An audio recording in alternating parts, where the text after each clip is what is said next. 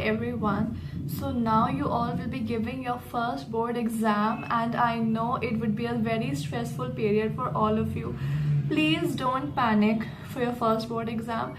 Means all the board exam. I'm just saying for the first one because पहले दिन आपको थोड़ा डर रहता है क्योंकि नए इन्विजिलेटर्स आते हैं और मतलब पेपर पैटर्न थोड़ा सा आपको लगेगा कि अरे ये तो बहुत मतलब एक वाला सिंटा है। टीचर्स भी थोड़ा वही माहौल क्रिएट कर देते हैं। आपके खुद के स्कूल के जूनियर्स आपको लाइक ऐसे देखते हैं कि you get an idea that oh my god what am I going to attempt.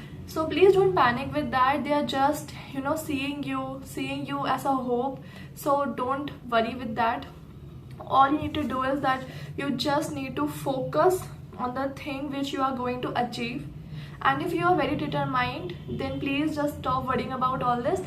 And my experience was also like that when I entered the I remember that when I entered in my school, so everyone was there in the assembly ground and they were worrying about nothing. They were just saying, oh my god, I have not, मतलब मैंने कुछ नहीं पढ़ा है. Everyone was like this, सब भूल गए. तो ये होता है, बहुत लोगों के मुंह से आपको ये सुनने को मिलेगा. उस पर बिलीव मत करना बिकॉज सब पढ़ के आए होते हैं. सब वहाँ पे एक टॉक्सिक एक माहौल बन जाता है, लेकिन ऐसा कुछ होता है नहीं. सब पढ़ के आए होते हैं. तो यही था कि मेरी फ्रेंड्स भी थी जो कुछ मुझसे कह रही थी कि मैं कुछ नहीं पढ़ के आई हूँ. एंड आई वाज लाइक उनको देख के मुझको लगता था कि भाई ऐसा कैसे हो सकता है, और मुझे थोड़ा अंदर खुद में डर था. लेकिन I was pretty sure about my self because मैंने बहुत मेहनत की थी इंग्लिश लैंग्वेज के एग्जाम से पहले. तो आई वॉज फीलिंग कि मैं कर लूँगी. And then our teachers assembled us in the line. So then I got my heart beat faster. I can feel it कि काफ़ी तेज से मेरा दिल धक धक कर रहा है. तो मैं भी डर गई थी. लेकिन फिर ये हुआ कि हम लोग को उस हॉल में बिठाया गया जहाँ पे we have to wrote our examination. It was in the 3rd or 4th floor, I guess. Yes, 4th floor. So we went there and there are some invigilators from other school. They came and they were having that stern look on their face. And I guess it was just my perspective towards it. It was not like that. They were really sweet afterwards. So it was not like that. But I got first जो मेरे दिमाग में उनकी image I थी वो एक stern look के साथ आई थी. So थोड़ा सा मुझको भी डर लगा था. और उनकी शक्ल देख के ज़्यादा डर लग जाता है आपको. हर बच्चे को पहला खौफ यही आएगा. फिर 11 AM पे आप पेपर हैज टू स्टार्ट. तो 10:45 में एक दूसरे सर आए थे पेपर लेके, और वो भी काफ़ी स्टर्न लुक वाला फेस अपना उसमें था. तो उनका भी काफ़ी देख के डर लग रहा था. मस्त एक वेल ड्रेस्ड मैन थे वो आए और उन्होंने हम लोग को पेपर डिस्ट्रीब्यूट किया था. और मतलब 11 AM पे सबके पास पेपर था.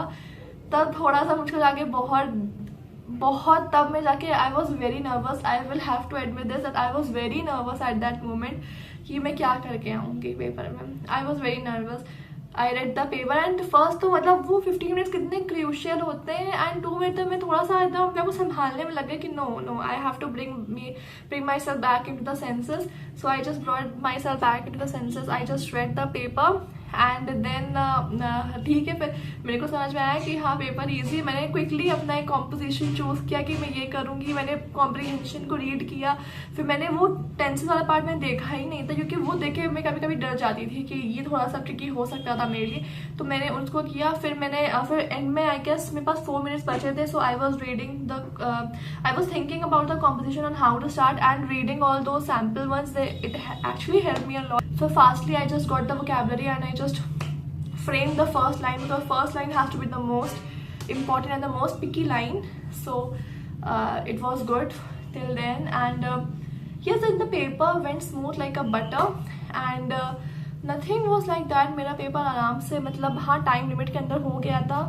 और फिर जो एक फीलिंग होती है एग्जाम में वो भी कम हो जाती है. कुछ नहीं होता एग्जाम में. फिर जब आप सेकंड अपना बोर्ड एग्जाम दोगे जो आई गेस इंग्लिश लिटरेचर का होगा, मेरा भी इंग्लिश लिटरेचर ही था, तो फिर वो बहुत डिसेंट जाता है. उसमें फिर आपको कोई डर नहीं रहता है. बस वो फर्स्ट एग्जाम का ही आपको एक डर रहेगा. आपको एक लगेगा but after half an hour वो भी सेटल डाउन हो जाएगा. तो उसमें कोई भी घबराने वाली बात नहीं है.